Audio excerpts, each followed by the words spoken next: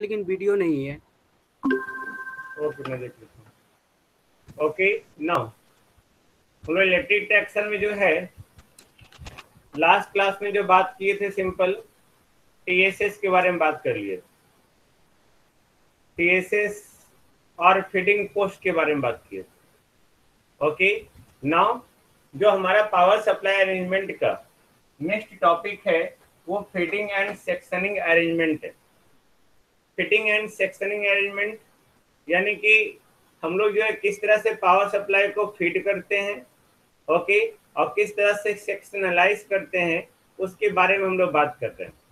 सबसे पहले यहाँ पे आप देख लीजिए फिगर धीरे से। ये आपका 3 फेज सप्लाई है, आर वाई बी, है ना। यहाँ पे हर एक 2 फेज से जो है एक ट्रांसफार्मर जुड़ा हुआ है। हर एक 2 फेज से एक ट्रांसफार्मर जुड़ा हुआ है जो TSS1 TSS2 TSS3 के थ्रू है। TSS1 TSS2 TSS3 यानी कि traction sub station. Okay, TSS1 TSS2 and TSS3 ये ट्रैक्शन सब स्टेशन है। उसके बाद हम लोग सिंगल फेज ट्रांसफार्मर, आपको याद होगा, ओके, पावर सप्लाई अरेंजमेंट में जब टीएसएस बात कर रहे थे तो उससे हमारा आउटपुट जो निकल रहा था वो हमारा था टीएसएस में फिटिंग पोस्ट के साथ सिंगल फेज ट्रांसफार्मर। ये सिंगल फेज ट्रांसफार्मर, ये सिंगल फेज ट्रांसफार्मर, तीनों का रेटिंग सेम है। उसके साथ एक सर्किट ब्रेकर लगा हुआ है, ये सर्किट ब्रेकर है हमारा। ओके, ये सर्किट ब्रेकर है। उसके बाद ये दोनों इंटरप्टर है, अभी मैं समझा रहा हूँ, सिर्फ अभी दिखा रहा हूँ नाम आपको। और ये आपका अप लाइन है, ये डाउन लाइन। ओके, ये सारा इंटरप्टर लगा हुआ है। ओके, और ये हमारा न्यूट्रल सेक्शन है। न्यूट्रल सेक्शन है, ये 40 किलोमीटर लिखा हुआ, ये 80, सॉरी, ये 80 किलोमीटर लिखा हुआ। ये फिगर है आपका। नाउ अब हम लोग यहाँ पे फीडिंग एंड सेक्शनिंग अरेंजमेंट जाने से पहले हम लोग जो बात कर रहे हैं सो सिंपल कि हम लोग यहाँ पे जो इलेक्ट्रिसिटी जो सप्लाई हो रहा है सप्लाई अथॉरिटी के द्वारा, आप लोगों को पता है मैंने कहा था सप्लाई अथॉरिटी। ओके, यानी कि जो ट्रांसमिशन लाइन से हम लोग इलेक्ट्रिसिटी को परचेज कर रहे हैं जिस अथॉरिटी के द्वारा, that is the supply authority. Okay, तो यहाँ पे सप्लाई अथॉरिटी के द्वारा जो भी इलेक्ट्रिसिटी सप्लाई हो रहा है वो कितना फेज का है, वो 3 फेज टाइप है। ओके, वो 3 फेज टाइप है, लेकिन हमारा जो इलेक्ट्रिक ट्रैक्शन है वो इलेक्ट्रिक ट्रैक्शन कितना फेज का है, वो सिंगल फेज का है। आप देखते हैं एक तार है हमारे पास, उसी तार पे जो है पेंटोग्राफ स्लाइड करते रहता है, ये दिस वन, है ना, ये ऐसे स्लाइड करते रहता है। तो वहां पे जो है वो स्लाइड कर रहा है ऐसे करके, लाइक दैट, और ये स्लाइड करते जा रहा है दिस वन, ऐसे ऐसे होते रहता है। ओके, इन दैट केस जो है हम लोग यहाँ पे सिंगल फेज बात करते हैं, यानी कि इलेक्ट्रिसिटी के द्वारा जो सप्लाई हो रहा है पावर वो 3 फेज सप्लाई है, और इलेक्ट्रिक ट्रैक्शन के द्वारा जो सप्लाई हो रहा है मतलब उसको वहाँ जो पावर का नीड है वो सिंगल फेज टाइप है। ओके, तो यहाँ पे हम लोग क्या करते हैं, सिंगल फेज और 3 फेज, तो जितने सारे ट्रैक्शन लोड हैं, ट्रैक्शन लोड करने का मतलब जो भी इलेक्ट्रिक ट्रैक्शन हमारा है, जो भी रेलवे लोकोमोटिव है, उस रेलवे लोकोमोटिव को जो है हम लोग किसी एक फेज पे, सिंगल फेज पे जो है पुट अप करते हैं। ओके, यानी कि all the traction load is put on one phase only. Okay, अगर हम लोग एक फेज पे पुट अप करते हैं ऑल द ट्रैक्शन लोड, ध्यान से देखेंगे जो भी आपका सारा ट्रैक्शन लोड जो है, अगर हम लोग ये 3 फेज है हमारा, 3 फेज में हम लोग सारा जो है एक ही फेज से कनेक्शन ले लें। ओके, तो पूरा सिस्टम हमारा अनबैलेंस हो जाएगा। हम लोग जो सिस्टम बनाते हैं, ऑल ऑफ यू ने अपने 3rd सेमेस्टर में पढ़ा है, ओके, 3 फेज बैलेंस्ड सिस्टम पढ़ा है आपने। 3 फेज बैलेंस्ड सिस्टम में हमारे पास जो है 3 फेज बैलेंस्ड सप्लाई है। ओके, 3 फेज बैलेंस सप्लाई है, उसके साथ साथ जो है 3 फेज बैलेंस्ड लोड है। तो हम लोग यहाँ पे जो सप्लाई दे रहे हैं वो हमारा बैलेंस्ड सप्लाई है। ओके, बैलेंस सप्लाई में हमारा जो है लाइन वोल्टेज, तीनों फेज के कोरस्पॉन्डिंग जो है फेज वोल्टेज, सारे का मैग्नीट्यूड आपस में बराबर होगा, और हर फेज के बीच में जो है, हर 2 फेज के बीच में कितना एंगल होगा, 120 डिग्री। अगर ऐसा हुआ, मैग्नीट्यूड आपस में बराबर है और 120 डिग्री एंगल जो है 2 फेज के बीच में डिस्प्लेसमेंट है, यानी कि हम लोग उसको क्या कर रहे हैं, 3 phase balance system, like that, इस तरह दिस वन, ये 120 डिग्री, ये 120 डिग्री, और यहाँ पे जो भी आपका मैग्नीट्यूड है वोल्टेज का, चाहे वो लाइन वोल्टेज हो चाहे वो फेज वोल्टेज हो, उसका मैग्नीट्यूड अगर आपस में बराबर है तो हमारा सिस्टम बैलेंस्ड है। और लोड बैलेंस करने का मतलब क्या हुआ? ओके, तो अगर लोड करंट जो है, ओके, जो तीनों फेज में लोड करंट फ्लो कर रहा है, आई ए, आई बी और आई सी, अगर तीनों का मैग्नीट्यूड आपस में बराबर हुआ और हर दो फेज के बीच में जो है एंगल अगर 120 डिग्री है, इन दैट केस, ओके, हम लोग क्या कहेंगे, सिस्टम से जो लोड कनेक्टेड है वो लोड हमारा क्या है? Tell me. वो लोड हमारा बैलेंस्ड लोड है। अब यहाँ पे अगर हम लोग सारे लोड को, जो भी हमारा लोड लोड यहाँ पे लोड मतलब कहने का मतलब क्या? लोड मतलब हम लोग यहाँ पे जैसे ट्रांसमिशन लाइन में जो भी ये सारा हमारा लोड ही है ना भाई।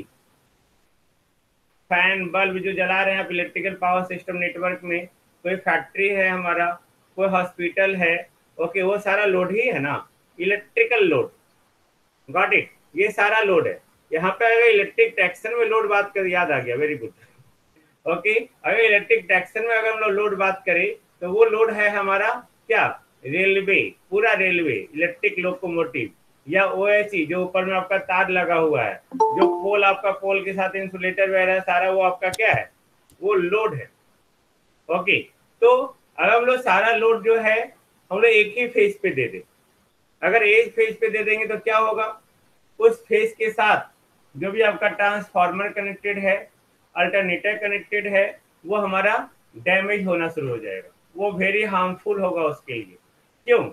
क्योंकि वहां पे जो है, जो भी हमारा ट्रांसफार्मर का वाइंडिंग है या अल्टरनेटर का वाइंडिंग है, ओके, या अल्टरनेटर में जो रोटर है वो ज्यादा हीट होने लगेगा। ओके, क्यों हीट होने लगेगा, क्यों डैमेज होने लगेगा? क्योंकि वहां पे जो है निगेटिव फेज सीक्वेंस करंट आ जाएगा। नेगेटिव फेज सीक्वेंस करंट, अभी हम लोग स्विच गेट प्रोटेक्शन में जो है करंट लिमिटिंग रेजिस्टर का प्रॉब्लम बनाने के बाद, ओके, हम लोग इसी पे बात करेंगे, सिमेट्रिकल कंपोनेंट एनालिसिस पे, जिसमें पॉजिटिव फेज और नेगेटिव फेज का बात करेंगे। Okay, positive phase negative phase होता क्या है वहां पे आपको स्पष्ट पता चलेगा in detail, so don't worry. But अगर इतना याद रखिए कि सिस्टम अगर हमारा बैलेंस्ड है तो वो हमारा सारा जो है positive phase system, positive phase system यानी कि एक ही फेज होता ही है। ओके, बट जैसे ही कहीं भी फॉल्ट हुआ, चाहे वो आपका एलजी फॉल्ट है, चाहे आपका वो एलएल फॉल्ट है, चाहे एलएलजी फॉल्ट है, या सिस्टम में एक ही फेज पे सारा लोड हो गया है, इन दैट केस जो है सिस्टम हमारा अनबैलेंस हो गया। अनबैलेंस होने के कारण जो है वहां पे तीन तरह का हम लोग मतलब एनालिसिस करते हैं। अनबैलेंस होने के कारण हम लोग हर वेक्टर को जो है तीन कंपोनेंट में ब्रेक करते हैं। पहला पॉजिटिव फेज सीक्वेंस कंपोनेंट, दूसरा नेगेटिव फेज सीक्वेंस कंपोनेंट और तीसरा जीरो फेज सीक्वेंस कंपोनेंट, जिसको हम आगे जाके बात करेंगे।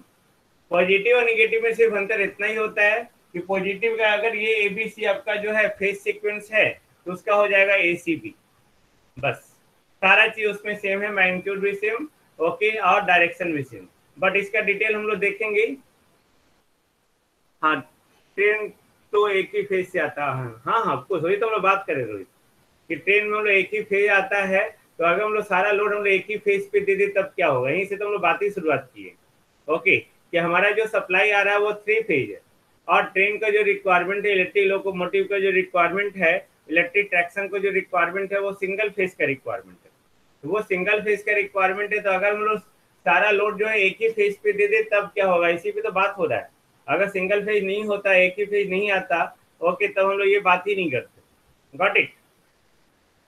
तो यहाँ पे होता क्या है, okay, negative phase sequence component आ जाता है। तो नेगेटिव फेज सीक्वेंस कंपोनेंट के कारण जो है ट्रांसफार्मर का वाइंडिंग डैमेज हो सकता है।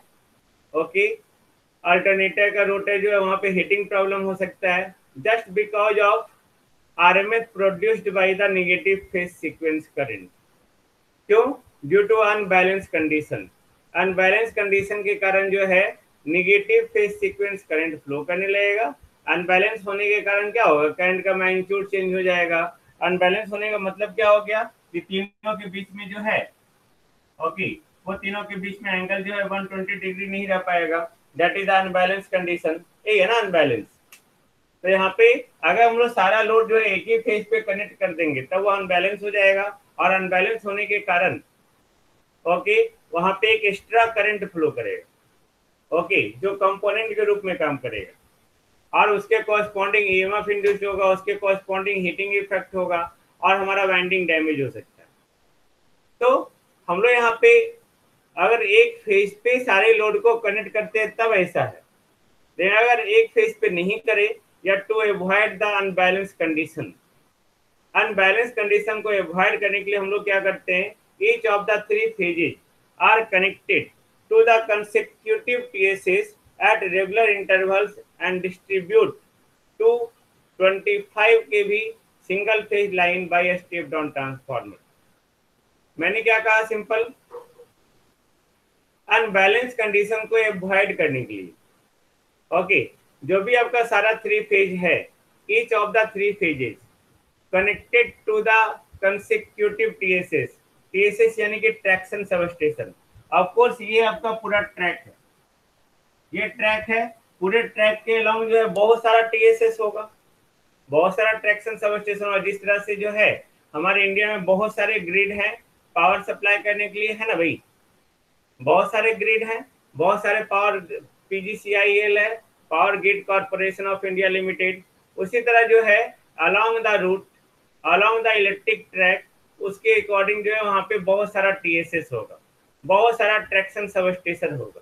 ओके, तो सारे ट्रैक्शन सब स्टेशन को लगातार जो है उसको हम लोग ईच ऑफ द फेजेस पे कनेक्ट करते हैं, ईच ऑफ द फेज पे कनेक्ट करते हैं। Okay, each of the phase को इस तरह से कनेक्ट करते हैं, यानी कि the connection of the three single phase transformer. ये देखिए टीएसएस है, ये हम लोग टीएसएस को नहीं देखा है, टीएसएस के बारे में लोग पढ़ लिए, ओके, टीएसएस के बारे में लोग पढ़ लिए तो बस यहाँ पे लिख दिए यहाँ टीएसएस है।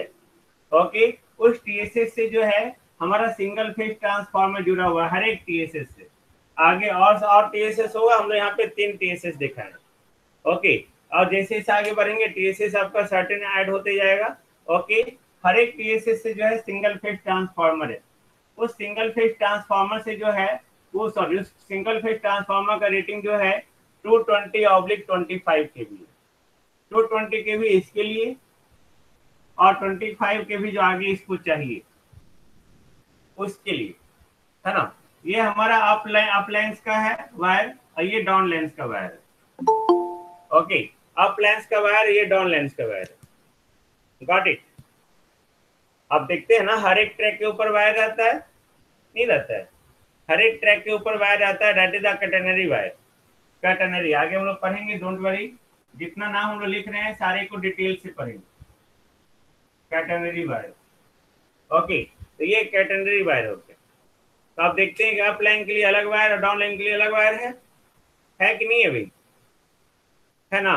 ओके, तो यहाँ पे आपका क्या हो रहा है, हर एक सिंगल फेज ट्रांसफार्मर से जो है, ओके, सिंगल फेज ट्रांसफार्मर का जो है प्राइमरी वाइंडिंग कनेक्टेड है यहाँ पे हर 2 फेज से। देखो आर और बाई से ये कनेक्टेड है, बाई और बी से, ये आर और बाई, आर बाई, ये बाई बी और ये बी आर। आगे जो आएगा वो किससे कनेक्टेड होगा, आगे जो टीएसएस होगा वो किससे कनेक्टेड होगा, आपको सही सीक्वेंस जो है कंटिन्यू हो जाएगा। ये R by by B, B R, फिर R by B, B R. Okay, वो सीक्वेंस कंटिन्यू होते रहेगा, है ना, वो सीक्वेंस कंटिन्यू होते रहेगा। अब हम लोग ने क्या बात किया, the connection of 3 single phase transformer are done in such a way that they are connected to alternate 3 phase supply, 1 phase और 1 न्यूट्रल से नहीं कर सकते। मतलब क्या 1 फेज 1 न्यूट्रल से नहीं कर सकते,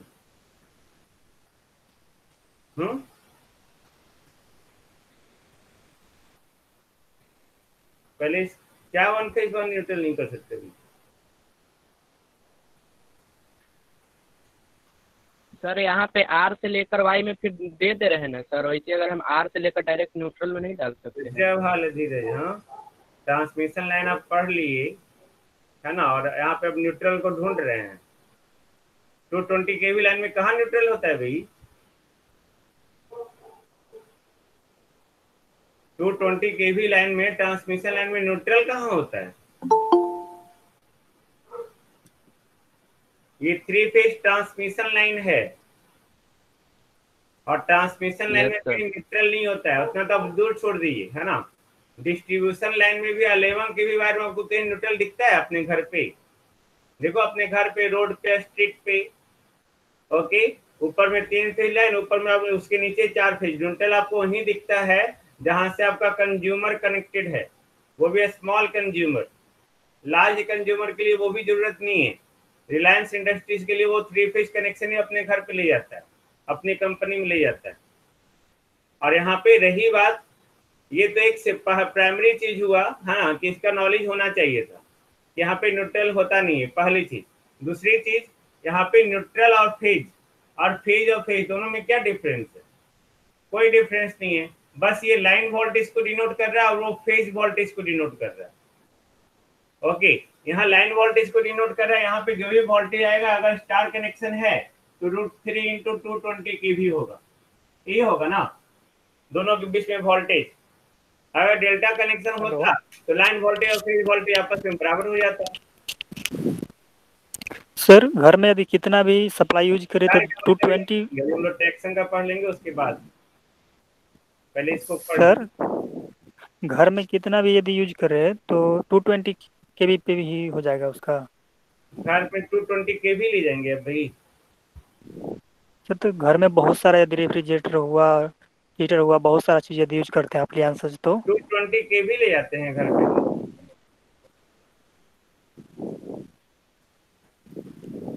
हम्म, 230 वोल्ट ले जाते हैं, 220 वोल्ट वोल्ट सर। सर वही बोल रहा हूँ, 220 वोल्ट लेते हैं ना।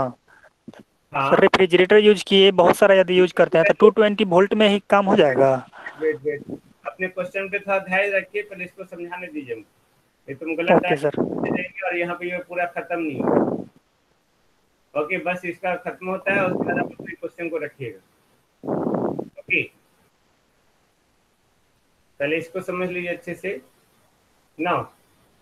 यहाँ पे अगर यहाँ पे वोल्टेज का बात कर रहे हैं, हम लोग सिंगल फेज का बात कर रहे हैं, तो सिंगल फेज आप दो तरीके से ले सकते हो, याद रखो, है ना। एक फेज और एक न्यूट्रल, या दोनों फेज से भी ले सकते हैं। आप अपने घर में भी दोनों फेज से भी ले सकते हैं। चलिए इनका भी क्वेश्चन का जवाब दे देते हैं। आप घर में अपने घर पे भी दोनों फेज से ले सकते हैं। बस डिफरेंस क्या होगा कि अगर वहां पे जो है वोल्टेज जो आपके पास आएगा वो लाइन वोल्टेज आएगा, ओके, अगर फेज के साथ लेंगे तो वो फेज वोल्टेज आएगा। बस अंतर इतना ही होगा, लाइन वोल्टेज और फेज वोल्टेज का बात आएगा।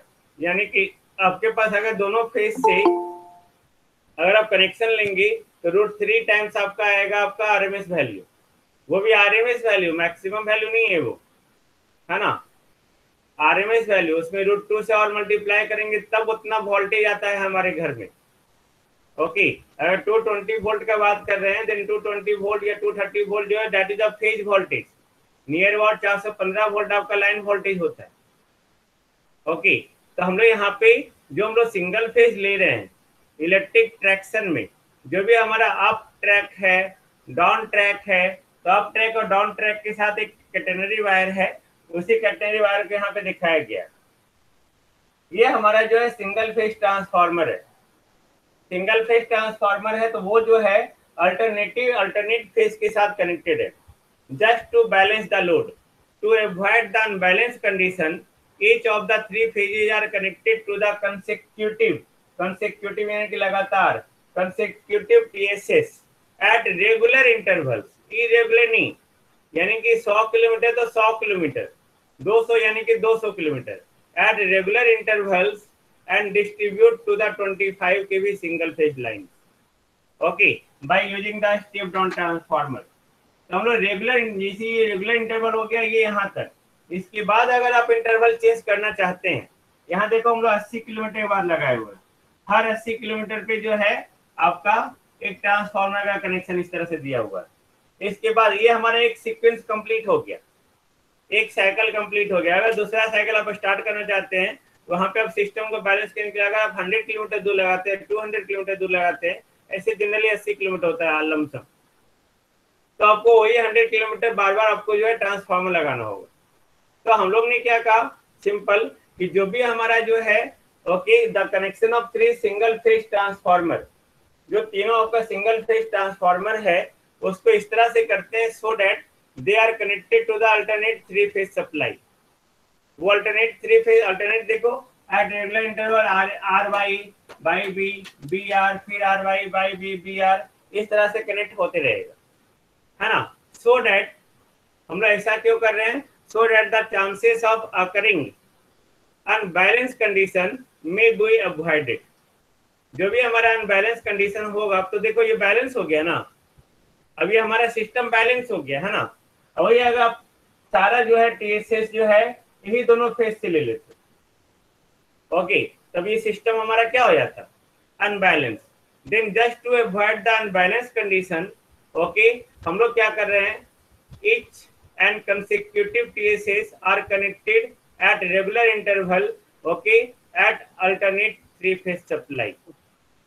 Got it now? अब यहाँ पे इस इलेक्ट्रिफिकेशन सिस्टम में जो है ये हम लोग सेक्शन बना लिए, 1 सेक्शन, 2 सेक्शन, 3 सेक्शन। इस रेलवे इलेक्ट्रिफिकेशन सिस्टम में जो है जो सेक्शन सप्लाई हो रहा है टीएसएस के द्वारा, 1 सेक्शन, 2 सेक्शन, 3 सेक्शन, ये इंडिपेंडेंटली वर्क कर रहा है। Got it? ये इंडिपेंडेंट यूनिट है, ऐसा नहीं कि ये इसका इसके साथ कोई कनेक्शन है या इसका इसके साथ कोई कनेक्शन है।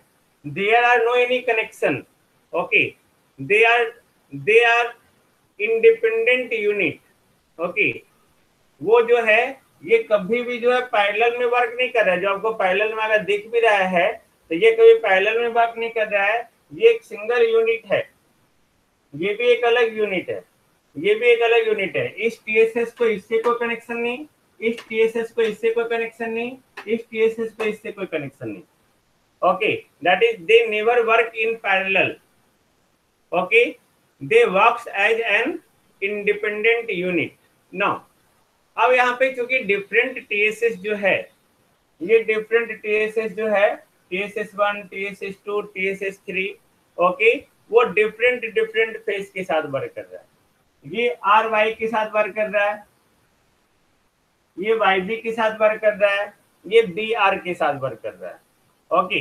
यहाँ देखो ये ट्रांसफार्मर हमारा आ गया, एक सिंगल फेज हम लोग यहाँ पे इसका एक लेग जो है ग्राउंडेड कर दिए, दूसरा लेग को सर्किट ब्रेकर के साथ दिए, सर्किट ब्रेकर के साथ दिए, जिसमें इसका कनेक्शन जो है एक इंटरप्टर के द्वारा अप में और दूसरा इंटरप्टर के द्वारा डाउन में हमारा कनेक्टेड है ना, अप में और डाउन में कनेक्टेड है। इस तरह से जो है हर एक ट्रांसफार्मर का एक लेग जो है सर्किट ब्रेकर के थ्रू और इंटरप्टर के थ्रू जो है अप डाउन ट्रैक में कनेक्टेड है, ओके। नाउ यहाँ पे इस इंटरप्टर को कनेक्ट करेंगे तो ये इससे कनेक्टेड हो जाएगा, ओके। इसको हम लोग कनेक्ट करें तो ये इससे कनेक्टेड हो जाएगा। इंटरप्टर आपको पढ़ा दिया मैंने, interrupting switches, isolating switches, okay, आगे और डिटेल में और पढ़ेंगे हम लोग, ओके। तो ये इंटरप्टर के थ्रू और सर्किट ब्रेकर के थ्रू अप और डाउन लाइंस के साथ कनेक्टेड है। मैंने क्या कहा, जो डिफरेंट टीएसएस है 80 किलोमीटर के बाद ट्रांसफार्मर होगा, नहीं, ये जो है हमारा देखो ये हो गया, इसके बाद दूसरा हमारा ये ट्रांसफार्मर 80 किलोमीटर के बाद ही होगा, हाँ ठीक है। एक्चुअली 80 किलोमीटर के बाद टीएसएस होगा हमारा, ट्रांसफार्मर हम लोग नहीं बोलते है ना। हर 80 किलोमीटर के बाद टीएसएस होगा हमारा, गॉट इट। ट्रांसफार्मर का तो सिर्फ टीएसएस से कनेक्शन है, एक सिंगल ट्रांसफार्मर है, बट टीएसएस में तो बहुत सारा यूनिट काम कर रहा है ना, ओके। तो वो हर 80 किलोमीटर के बाद जो है एक टीएसएस होगा, पहला टीएसएस 1, इसके बाद जो है दूसरा टीएसएस 80 किलोमीटर पे, फिर तीसरा टीएसएस, फिर 80 किलोमीटर पे, ओके ना। मैंने क्या कहा, यहाँ पे जो रेलवे इलेक्ट्रिफिकेशन हो रहा है, ओके, इस रेलवे इलेक्ट्रिफिकेशन में ये एक अलग सेक्शन हो गया, ये एक अलग सेक्शन हो गया, ये एक अलग सेक्शन हो गया। क्यों? क्योंकि ये जो आपका वर्क कर रहा है ये आर वाई फेज के साथ, ये बाई बी फेज के साथ और ये बी आर फेज के साथ वर्क कर रहा है। Now since different TSS works with, हाँ अपने मैनुअली क्यों ऑपरेट करेंगे, सब रिमोट कंट्रोल होता है, कैटनरी वायर में फेस जाएगा, ट्रैक में नहीं। पढ़ेंगे हम लोग कैटनरी वायर डिटेल से। अगला यूनिट आपका वही है OHE, ओवरहेड इक्विपमेंट, है ना। मैंने क्या बोला, since different TSS, TSS1, TSS2, TSS3 works with different phases, different phase के साथ वर्क हो रहा है। ओके, सो एक न्यूट्रल सेक्शन हम लोग प्रोवाइड करते हैं। जो आपका रेड वाला दिख रहा है, this is the neutral section. तो ए न्यूट्रल सेक्शन इज, यहाँ ध्यान से सुनिए, इधर उधर ध्यान मत लगाइए। So a neutral neutral section is provided in between two TSS, in between two adjacent TSS। दो लगातार TSS के बीच में लोग एक न्यूट्रल सेक्शन को प्रोवाइड करते हैं। नाउ न्यूट्रल सेक्शन है क्या, न्यूट्रल सेक्शन हम लोग क्यों प्रोवाइड कर रहे हैं, इसका पर्पस क्या है। तो ये जो आपको पहले न्यूट्रल सेक्शन देख लो, हम लोग न्यूट्रल सेक्शन हमेशा जो है इन दोनों के बीच में लगाते हैं सबसे पहले। ओके, देखो ये 80 किलोमीटर है, 80 किलोमीटर यानी कि यहाँ से 40 किलोमीटर, यहाँ से 40 किलोमीटर। ये न्यूट्रल सेक्शन को जो हम लोग बीच में लगाते हैं, वैसे डिटेल में हम लोग OHE में पढ़ेंगे न्यूट्रल सेक्शन होता क्या है। बट यहाँ पे चूंकि आ गया न्यूट्रल सेक्शन, तो इसको थोड़ा बहुत नॉलेज ले लेते हैं, है ना। नाउ मैंने यहाँ पे देखो, the purpose of providing the neutral section is to separate the two zones, एक जोन ये, एक जोन ये, separate the two zones from each other and two adjacent TSS from each other। यानी कि जो भी दो TSS है, या ये एक जोन, ये एक जोन, इन दोनों जोन को अलग रखने के लिए या इन दोनों TSS को अलग रखने के लिए, ओके, हम लोग क्या करते हैं, एक न्यूट्रल सेक्शन को प्रोवाइड करते हैं। TSS का नंबर 3 से मल्टीपल में होगा ना, नंबर 3 में मल्टीपल होगा, मतलब TSS का नंबर 3 का मल्टीपल में होगा क्या, पूरा लिखिए अंतेश, पूरा लिखो। ओके, तो मैंने क्या बोला, न्यूट्रल सेक्शन प्रोवाइड करने का मेन मतलब क्या हो गया, okay, just to separate the two consecutive TSS from each other, two zones, एक जोन इधर हो गया, एक जोन इधर हो गया। ये रेड वाला जो वायर दिख रहा है ना, वही हमारा न्यूट्रल सेक्शन है, रेड वाला। Okay, two adjacent TSS from each other और two zones from each other. इस तरह से जो है हम लोग यहाँ पे क्या करते हैं, जब पेंटोग्राफ ऐसे करके पास होगा, ओके, पेंटोग्राफ जो लोकोमोटिव से पास होगा, वो अब ये देखो, ये भी लाइव फेजेज है, ये भी लाइव है, ध्यान से देखिएगा। अरे पहले सुन लो, ये क्वेश्चन कितना ताकिएगा, पहले सुन तो लीजिए क्या करना है, क्या कह रहे हैं हम, मतलब 20 में एक एक क्वेश्चन जवाब देते रहे, हम यहाँ बनाते रहे हैं। साइकिल पूरा करने के लिए 3 चाहिए ना सर, वही। हाँ तो TSS है ना भाई, वो तो मैंने बोला ही, TSS1, TSS2, TSS3, उसके बाद फिर आपका TSS1, TSS, मतलब ये साइकिल यहाँ पे कुछ नहीं है, साइकिल उसका नहीं चाहिए, यहाँ इसका साइकिल चाहिए। ओके, इसका साइकिल चाहिए RY/B BR, फिर RY/B BR, जितना TSS कनेक्ट कर लो उससे हमको मतलब नहीं। ओके,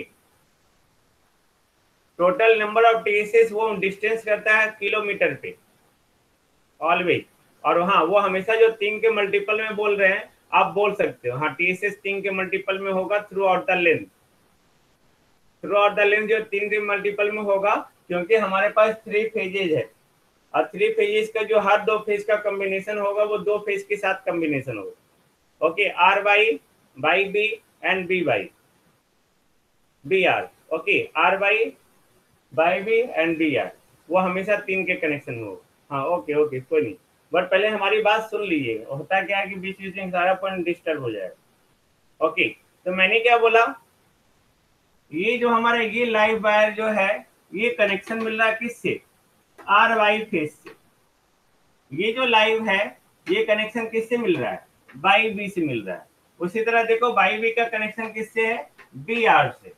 यानी कि यहाँ पे जो पेंटोग्राफ है, जो ये पेंटोग्राफ है, ये कटनरी वायर से जब पास होगा, ओके, ये कैटनरी वायर से जब पास होगा एक railway track like that, okay, तो यहाँ पे एक जोन से दूसरे जोन में पास होगा।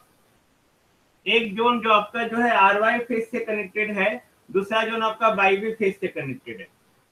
ओके, तो दो लाइव फेजेज है, दो लाइव फेजेज है। ओके, जो ये हमारा जो है दो लाइव फेजेज अगर दोनों आपस में कनेक्ट हो गया, ओके, आपस में लोग कनेक्ट नहीं कर पाएंगे। क्यों? क्योंकि दोनों जो है टू डिफरेंट लाइव फेजेस से।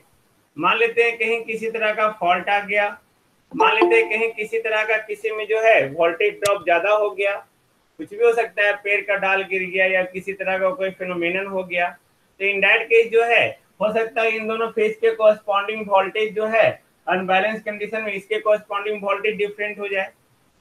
हो सकता है ना, हो सकता है कि यहाँ पे फॉल्ट आ जाए तो फॉल्ट आने का यहाँ पे वोल्टेज कुछ हो जाए, यहाँ पे वोल्टेज कुछ और हो जाए। That may be the case. हो सकता है या नहीं हो सकता? जस्ट राइट, हो सकता है ना। यहाँ पे हम लोग जो सप्लाई दे रहे हैं, ओके, ये हमारा आर वाई फेज से, ये हमारा वाई वे फेज से, ओके, ये हमारा बी आर फेज से। हो सकता है कि कहीं पे कुछ ज्यादा वोल्टेज ड्रॉप हो जाए, ओके, कहीं पे किसी कम हो जाए, तो हम लोग वहाँ पे प्लस माइनस परसेंटेज रखते हैं। ओके, तो जो दो लाइव फेजेज है हमारा जो कैटनरी वायर से कनेक्टेड हो रहा है, ये जो जोन है हमारा, ये जोन इस रेड लाइन से पहले ये आर वाई से कनेक्टेड है, इस रेड लाइन के बाद जो है ये वाई बी से कनेक्टेड है। मैं फिगर्स में बहुत अच्छे से दिखाऊंगा, है ना, कैसे आपका जो है पास होता है इंसुलेशन आपका पेंटोग्राफ, बहुत अच्छे से फिगर बना बना के दिखाऊंगा, डोंट वरी। ओके, सारे का फिगर बनाऊंगा। तो यहाँ पे अब ये जो फेज है ये भी लाइव और ये भी लाइव, ये जो जोन है ये इन दो फेज से हो रहा है, और ये जो लाइव फेज है ये दूसरे दो फेज से हो रहा है। There may be the cases कि इन दोनों में आपका डिफरेंट वोल्टेज हो सकता है। There may be the cases इन दोनों में दो डिफरेंट वोल्टेज हो, है ना। तो पेंटोग्राफ जो पास हो रहा है वहां तो कंटिन्यू चल रहा है ट्रेन भाई। जब कंटिन्यू ट्रेन चल रहा है तो जैसे ही जो है इधर से उधर पास करेगा, ओके, दो लाइव फेज में, तो वैसे ही शॉर्ट सर्किट होने का चांसेस रहेगा। ओके, सडनली वोल्टेज चेंज होने का चांसेस होगा, है ना, सडनली वोल्टेज चेंज होने का, यानी कि जो जब मान लेते हैं पेंटोग्राफ इस तरह से चल रहा है इस डायरेक्शन में, ओके, इस डायरेक्शन में चल रहा है, तो इसमें कुछ वोल्टेज आया और इसमें कुछ और वोल्टेज आ गया, गॉट इट, इसमें कुछ और वोल्टेज हो गया। इन दैट केस वहां पे न्यूट्रल सेक्शन जो है, न्यूट्रल सेक्शन वर्क करता है। यहाँ पे ये बहुत इंपॉर्टेंट है, ओके, कि इस फेज से इस फेज में आने के लिए, ओके, या तो ये पेंटोग्राफ डाउन होना चाहिए, पेंटोग्राफ या तो डाउन होना चाहिए क्योंकि फेज चेंज हो रहा है, या यहाँ पे एक न्यूट्रल सेक्शन होना चाहिए जो किसी भी वोल्टेज सोर्स से किसी भी सोर्स से जुड़ा हुआ ना। ओके, तो यहाँ पे जो न्यूट्रल सेक्शन हम लोग मेनली प्रोवाइड कर रहे हैं, ओके, हाँ, dead section, neutral section, very good. जो हम लोग न्यूट्रल सेक्शन प्रोवाइड कर रहे हैं just to separate the two zones, two TSS. Neutral section जो लोग प्लेस करते हैं जनरली दो टीएसएस के बीच में लोग प्लेस करते हैं। ओके, अगर इन दोनों टीएसएस के बीच का डिस्टेंस 80 किलोमीटर है तो 40 किलोमीटर पे हम लोग न्यूट्रल सेक्शन को प्रोवाइड करते हैं। न्यूट्रल सेक्शन यानी कि ये एक स्मॉल लेंथ का वायर है जो किसी भी फेज से कनेक्टेड नहीं है। ओके, न्यूट्रल सेक्शन पहचानता कैसे है कोई भी ड्राइवर? तो न्यूट्रल सेक्शन का जो है लोकेशन फिक्स होता है। ओके, जनरली ये स्टॉप सिग्नल के बाद मिलता है, ओके, या उसका जो है वहां पे रिप्रेजेंटेशन रहता है ट्रैक्शन के बगल में। तो इन दैट केस ये जो न्यूट्रल सेक्शन है वो डेड होता है, डेड यानी कि वो किसी से कनेक्टेड नहीं है। ओके, तो ये बहुत इंपॉर्टेंट है, ये बहुत इंपॉर्टेंट है एक ड्राइवर के लिए कि जब उसके पास न्यूट्रल सेक्शन आ रहा है, इसका दो मीनिंग है। न्यूट्रल सेक्शन आ रहा है यानी कि सडनली आप फेज वायर से जो न्यूट्रल वायर की ओर जा रहे हैं, ओके, या आपका दूसरा मीनिंग ये है कि आप जो है एक जोन से दूसरे जोन में प्रवेश कर रहे हैं। इन दैट केस दो कंडीशन है, या तो ड्राइवर जो है ट्रेन को स्विच ऑफ कर दे power before approaching to the neutral section, neutral section को अप्रोच करने से पहले पावर ऑफ कर दे ये पेंटोग्राफ इसी तरह से चलते चला जाएगा, अब इसमें कोई सोर्स नहीं। या ओके, वो वहां पे वाइंडिंग बोर्ड जो प्रोवाइड किया हुआ है वो उसको क्या कर दे, पेंटोग्राफ को पुल डाउन कर ले। Got it? या तो पेंटोग्राफ को पुल डाउन कर ले यानी कि नीचे खींच ले, ओके, यानी कि क्योंकि न्यूट्रल सेक्शन डेड है, hence it becomes necessary for the driver of an electric train, okay, electric train के ड्राइवर के लिए जो है बहुत इंपॉर्टेंट है कि पावर को स्विच ऑफ कर दे before approach to the neutral section, okay, और उसके लिए जो है वहां पे वाइंडिंग बोर्ड दिया हुआ रहता है। Winding boards are provided to draw the attention of driver. Driver के अटेंशन को पाने के लिए ट्रैक के बगल में वाइंडिंग बोर्ड रहता है, न्यूट्रल सेक्शन का सिंबल रहता है। Got it? न्यूट्रल सेक्शन का सिंबल कैसा होता है, न्यूट्रल सेक्शन कैसा होता है, ओके, वो सारा न्यूट्रल सेक्शन कितने प्रकार का होता है सारा हम लोग इन डिटेल पढ़ेंगे। ओके, नेक्स्ट आपका जो टॉपिक है OHE। आई थिंक इसमें कोई प्रॉब्लम नहीं है, नहीं ना, कोई इफेक्ट नहीं, कोई इफेक्ट नहीं, वायर पे कोई इफेक्ट नहीं जब पेंटोग्राफ डाउन होगा, ओके, या ट्रेन स्विच ऑफ हो गया। एक्चुअली स्पार्किंग से बचाने के लिए हम लोग क्या करते हैं, न्यूट्रल सेक्शन देते हैं, या हम लोग पेंटोग्राफ जो एक जोन से दूसरे जोन में प्रवेश कर रहा है, एक लाइव वायर से दूसरे लाइव वायर में प्रवेश कर रहा है, उस कंडीशन में पावर ऑफ होना चाहिए। ओके, कौन जान रहा है गुलशन की बैलेंस कंडीशन तो हम लोग बनाते हैं, है ना, बैलेंस कंडीशन बनाते हैं। अभी हम लोग फुल्ली बैलेंस होके जा रहे हैं, सडनली रोड पे गए, अचानक से एक्सीडेंट हो गया, एक पैर तोड़वा के ले आए। ओके, तो ये कौन जान रहा है कि हमेशा कंडीशन बैलेंस ही रहेगा।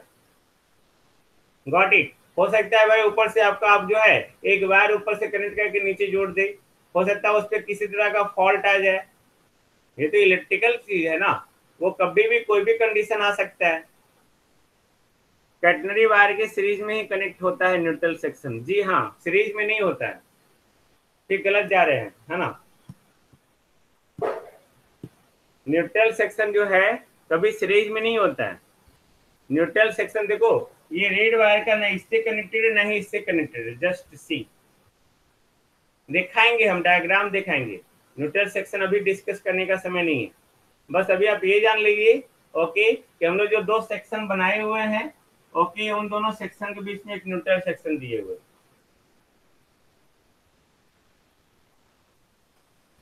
पेंटोग्राफ क्यों कनेक्ट होगा भाई, वो वही तो विशेष हम देखेंगे ना, न्यूट्रल सेक्शन का जब डायग्राम बना के देखेंगे, उसका अच्छा खासा डायग्राम है भाई, डोंट वरी। ये जो आपको वायर दिखा रहे हैं ना, आप वायर और डाउन वायर, उसका पूरा डायग्राम बना के दिखाऊंगा मैं। ओके, डायग्राम पूरा बना के दिखाऊंगा कि कैसे जो है आपका पेंटोग्राफ जो है इससे इस पे जाता है, वैसे आप देख सकते हो। आप कभी भी ट्रेन पे चढ़िए कि विंडो साइड में बैठिएगा, ओके, विंडो साइड में बैठिए और आपको एक साइनिंग बोर्ड दिखेगा, आपको न्यूट्रल सेक्शन का सिंबल बता देंगे। उसके बाद जो है कभी दरवाजा से ऊपर झांक के देखिएगा, आपको पता चल जाएगा, ओके, नहीं तो हम डायग्राम बना के दिखाएंगे, डोंट वरी। अभी कहीं भी यूट्यूब या कहीं भी देखने की जरूरत आपको नहीं है, ओके, मैं आपको दिखाऊंगा OHE को पूरा फुल्ली डिटेल में, OHE होता क्या है, कैसे होता है neutral section, okay, then I think no problem regarding the neutral section, sorry, I think no problem regarding the fitting and sectioning arrangement.